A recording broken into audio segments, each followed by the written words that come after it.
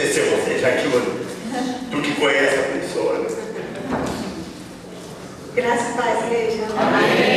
Eu pedi uns meses atrás oração por uma amiga que estava com 4 aneurisma e o médico falou que era muito grave, mas o convênio não aprovava a cirurgia dela, né? E nós estávamos orando, pedi oração pela igreja e agora dia 30 ela fez a cirurgia, foi liberada e para a glória de Deus ela não ficou com nenhuma sequela.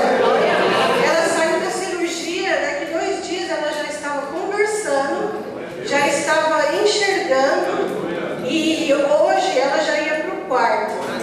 Então o poder da oração nossa e o poder do nosso Deus é um Deus impossível. Então nunca vamos desistir de orar e a família, em nome da família dela, ela pediu para agradecer as orações dos irmãos, né? E dizer que o Senhor é bom e a sua bondade dura para sempre.